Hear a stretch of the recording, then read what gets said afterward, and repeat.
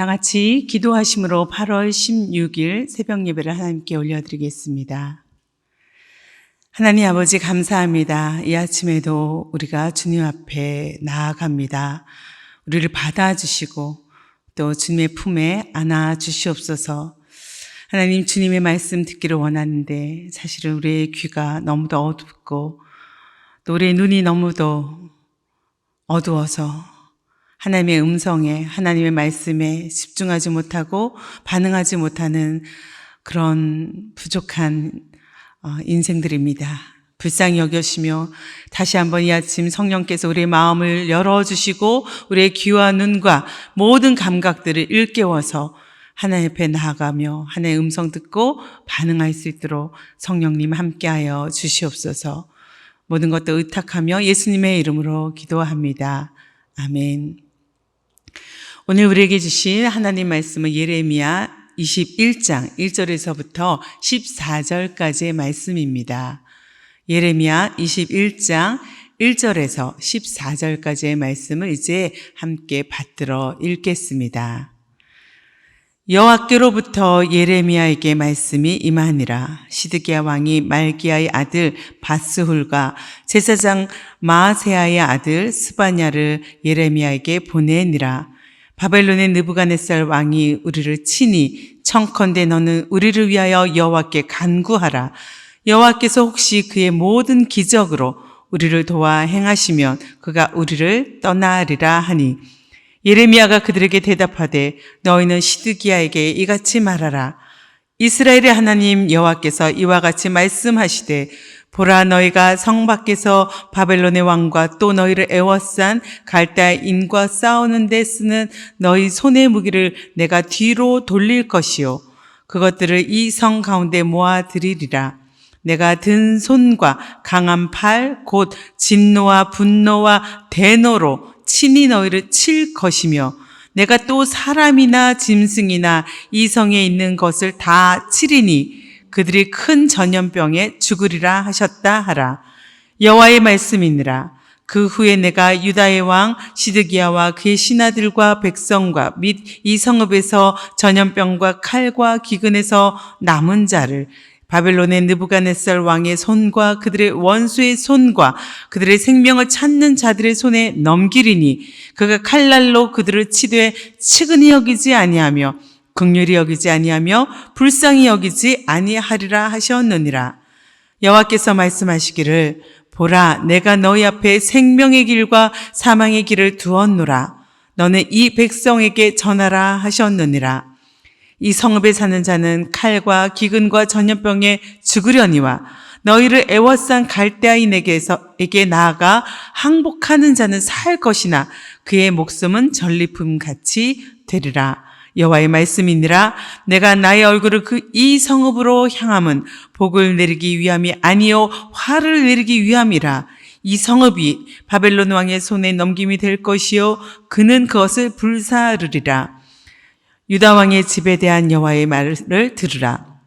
여호와께서 이와 같이 말씀하시니라.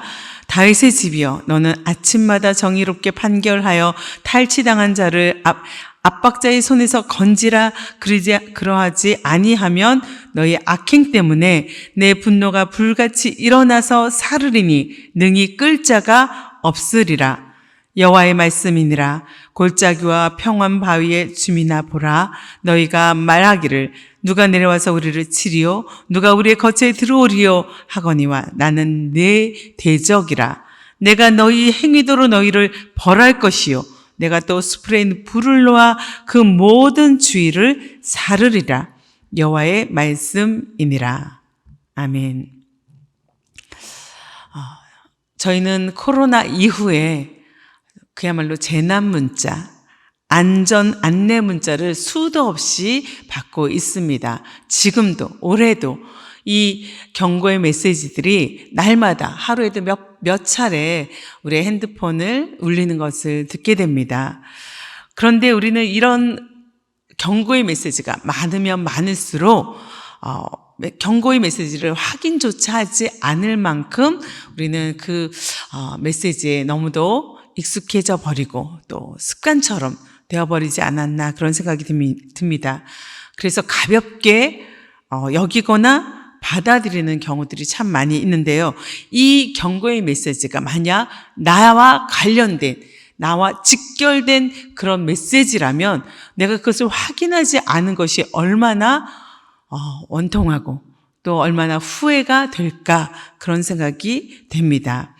하나님은 선지자들을 통해서 그의 백성에게 끊임없이 이 경고의 메시지를 보내왔습니다. 지금 예레미야 역시 이스라엘 백성, 유다 백성에게 이 경고의 메시지를 보내고 있는데, 경고가 쌓이고 쌓이다가 결국 이제 파멸의 날이 가까이 온 것을 우리가 예측할 수 있습니다. 이렇게 파멸이 가까워지니, 또 이 절박한 순간이 되니 백성들은 또 그 나라 지도자, 왕은 반응하기 시작합니다. 오늘 1절 보니 유다 왕 시드기야가 예레미야에게 사람을 보냅니다. 시드기야는 주전 597년부터 주전 586년까지 유다가 멸망하는 그 해까지 마지막으로 유다를 다스린 왕입니다. 그가 두 사람을 보냈는데 한 사람은 바스훌, 이 사람은 말기야의 아들이라고 기록되어 있고요. 스바냐는 제사장 마아세야의 아들이라고 소개되고 있습니다. 스바냐는 제사장 여호야다를 대신하여서 성전 감독관이 된 인물로 이후에 29장에도 등장하는데, 스마야가 그에게 서신을 보내어 예레미야에게 벌을 주라고 요청하기도 한 것입니다. 적어도 이 두 사람, 바술과 스바냐는 시드기야 왕에게는 믿을 만한 사람이었겠죠. 그러니 왕을 대신해서 온 것입니다. 이제 그들이 예레미야에게 지금의 상황이 어떠한가 전달합니다. 이에 2절에 바벨론의 느부갓네살 왕이 우리를 포위하고 공격하고 있습니다. 그러니 제발 우리가 멸망하지 않도록 주께 간절히 기도하여 주십시오. 행여 주께서 예전에 많은 기적을 베푸신 것처럼 우리에게도 기적을 베풀어 주시면 느부갓네살이 우리에게서 물러갈 것입니다. 이렇게 메시지를, 시드기야의 왕의 말을 전달한 것입니다. 기도해 달라고, 선지자에게 우리가 멸망당하지 않게 해달라고. 사실 지금까지 예레미야는 이 멸망에 대해서 경고해 왔습니다. 느부갓네살의 그 유다 공격이 역사적으로 주전 588년부터 시작되었다고 생각한다면 이 메시지는 바로 그 즈음에 전달되고 또 반응되어지는 그런 내용일 것입니다. 그리고 그들은 이 메시지를 통해서 하나님의 신탁, 하나님께서 우리에게 뭔가 주시기를 기대하는 마음으로 지금 예레미야를 바라보고 있는 것입니다. 혹시 모를 기적, 그것은 예전에 주었던 그 기적처럼, 열왕기하 19장에 보면 산헤립이 부대를 이끌고 와서 이스라엘을 치고자 했을 때 하나님께서 기적적인 사건으로 이스라엘을 구원해낸 그런 내용들이 있습니다. 그때처럼 오늘 우리에게 그런 기적이 일어나지 않을까 기대하는 마음으로 그들이 이야기를 한 것입니다. 그러니 그 기적이 일어나도록 선지자는 기도해 달라라고 하는 것입니다. 멸망을 선포할 때, 과거에 예레미야가 그렇게 말할 때는 그를 가둬두더니, 잡아두더니 이제 말씀이 거의 현실로 가까워지자 중재를 요청하는 것입니다. 자신들이 돌이킬 생각이 아니라 하나님을 돌이킬 생각을 하고 있는 것입니다. 그런 요청을 하고 있는 것이죠. 하나님을 자신들의 뜻대로 움직이게 하려는 그런 어리석은 인간의 모습을 볼 수 있습니다. 이제 예레미야가 시드기야에게 대답합니다. 그의 대답은 사실 예레미야의 말이 아니죠. 바로 하나님의 말씀입니다. 수도 없이 수도 없이 이 말이 반복됩니다.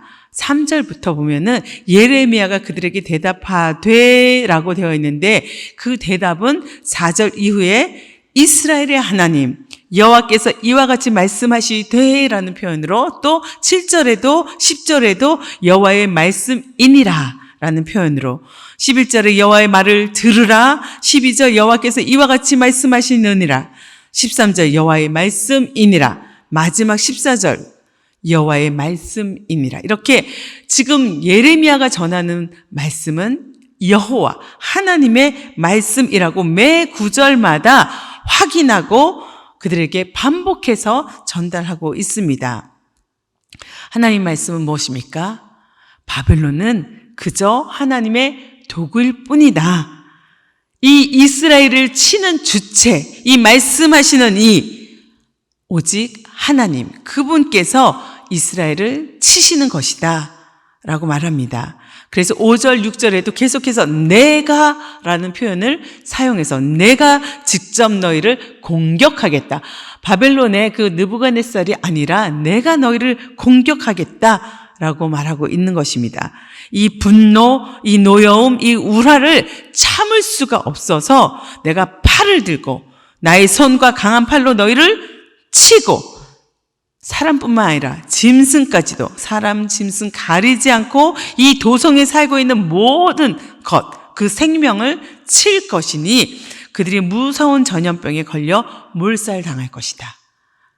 이렇게 예레미야가 하나님 말씀을 전합니다. 여호와의 심판을 너희가 면할 수 없을 것이다. 그 심판의 대상이 사람만이 아니라 가축도 재앙의 대상이 될 것이다. 인간의 죄는 이렇게 가축에게까지, 짐승에게까지 영향을 미치는 것이다 라고 말합니다. 그런 다음에 7절 말씀을 보면은 그런 다음에 연병과 전쟁과 기근에서 살아남은 이 도성의 사람들 거기서조차 목숨을 부지한 그런 사람들은 곧 유다 왕 시드기야와 그의 신하들과 백성을 바벨론의 왕 느부갓네살의 손에 그들의 원수들의 손과 그들의 목숨을 노리는 사람들의 손에 포로로 넘겨줄 것이다 라고 말씀합니다. 그리고 바로 느부갓네살이 그의 칼날로 그들을 치되 너희들을 측은히 여기지도 않고 긍휼히 여기지도 않고 불쌍히 여기지도 않을 것이다. 그가 얼마나 아주 악한 모습으로 긍휼 없는 모습으로 너희를 심판할 것인지 그렇게 말씀하고 있는 것입니다. 그리고 이 예레미야의 메시지는 시드기야 왕에게만이 아니라 백성에게 전달되는 것으로 넘어가는데요. 그 메시지는 다행히 백성에게 전달되는 메시지는 살 길에 대한 내용도 담고 있습니다. 8절 보니 보라 내가 너희 앞에 생명의 길과 사망의 길을 두었노라 라고 되어 있습니다. 그리고 너는 이 백성에게 전하라 라고 하는데요. 그 생명의 길과 사망의 길 중에 선택해야 하는 것을 말하고 있는 것입니다. 이 말은 신명기 30장 15절부터 19절까지의 말씀, 바로 신명기 법에 나오는데 같은 내용이죠. 보라, 내가 오늘 생명과 복과 사망과 화를 내 앞에 두었나니 라는 표현에서 시작해서 19절에 내가 생명과 사망과 복과 저주를 내 앞에 두었은즉 너와 내 자손이 살기 위하여 생명을 택하고 라는 표현이 있습니다. 너희들이 살기 원한다면, 살고자 한다면 생명을 택하라고, 살 길을 택하라고, 선택하라고 그렇게 메시지를 주고 있는데 오늘 그 말씀이 반복되고 있는 것이죠. 하나님이 주신 그 가나안 땅에 들어가서 너희와 너희 자손이 살려거든 생명을 택하여라 했던 그 명령이 오늘 이 이스라엘이 다시 들어야 될 명령입니다. 그런데 이 생명의 길, 살 길이 무엇인가요? 어떻게 해야 사는 길입니까? 9절에 갈대아인, 바벨로니아 그 군대에게 나가서 항복하는 거. 내가 항복합니다. 그렇게 항복을 선언하고 나가는 게 살 길이라는 거예요. 항복하는 사람은 죽지 않을 것이다. 적어도 목숨은 건질 것이다 라고 되어 있습니다. 물론 그렇다고 심판이 없는 것은 아닙니다. 도성을 불질러 버릴 것이다. 유다 백성은 바벨론의 포로로 전리품처럼 끌려갈 것이다. 심판이 반드시 있습니다. 그러나 이 심판 이후에 살 길이 있는 것이죠. 거기 끌려가서 전리품처럼 그리고 그들의 포로가 되는 그 삶을 사는 것이 유일한 살 길이라고 말하고 있는 것입니다. 이어서 10절에 내가 나의 얼굴을 이 성읍으로 향함은 복을 내리기 위함이 아니라 너희에게 그렇게 내가 복을 주겠다고 복을 내리기를 그렇게 원한다고 말씀하셨지만 이제는 재앙, 화를 내리기 위함이다. 너희를 바라보는 게. 그렇게 하나님은 너무도 무섭게 말씀하고 계십니다. 이 성읍이 바벨론 왕의 손에 넘김이 될 것이고 그는 그것을 불사를 것이다. 39장 18절에도 같은 말씀이 나옵니다. 예루살렘은 심판을 피하지 못할 것입니다. 물론 그렇다고 해서 바벨론을 하나님 나라 대신 섬기라는 내용은 아니죠. 숭배라는 것도 아닙니다. 자신의 죄를 다만 인정하고 그 심판을 수용하라는 것입니다. 그래야 회복되고 다시 살아날 수 있다는 말씀이죠. 이제 11절에서부터 14절 마지막까지 유다 왕의 집과 주민에게 내릴 그 벌에 대해서 말씀하고 있습니다. 다윗 왕가, 정의를 실천하고 지켜야 할 왕가의 의무를 가진 이들은 그렇게 하지 못했죠. 이제 그들을 향한 예레미야의 선포는 아모스, 정의의 예언자 아모스의 선포와 매우 흡사합니다. 여호와께서 이와 같이 말씀하시니라. 12절 다윗의 집이여 너는 아침마다 정의롭게 판결하여 탈취당한 자를 압박자의 손에서 건지라. 억울한 희생자가 나타나지 않도록 하나님의 공의를 실천하라라는 내용이죠. 그리하지 않으면 너희의 악행 때문에 내 분노가 불같이 일어나서 사르리니 능히 끌 자가 없으리라. 여러분, 최근에 우리가 하와이 섬에서 일어난 화재 보지 않았습니까? 그 이전에도 수많은 우리가 화재를 지난 여름 내내 보았습니다. 얼마나 두렵고 무서운지 온 섬이 다 잿더미가 돼서 타 들어가는 모습을 그 눈으로 목격하는 사람들이 오 마이 갓 하나님을 그렇게 부르짖는 것을 보았습니다.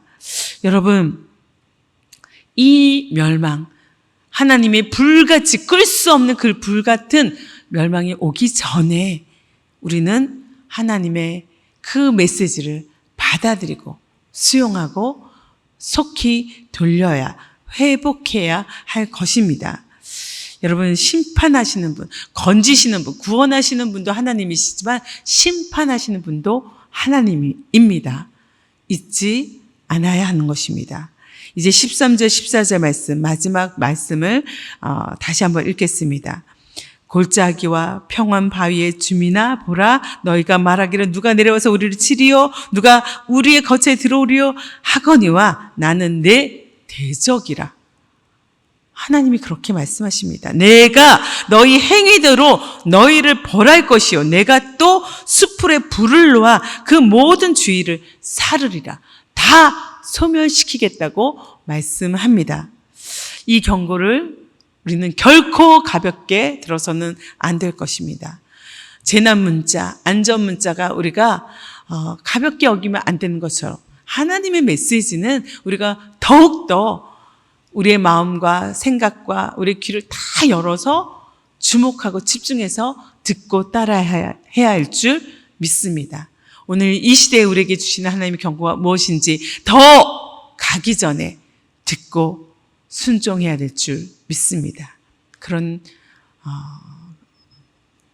헌신과 그런 결단으로 오늘을 살아가는 저와 여러분 되기를 축복합니다. 함께 기도하겠습니다.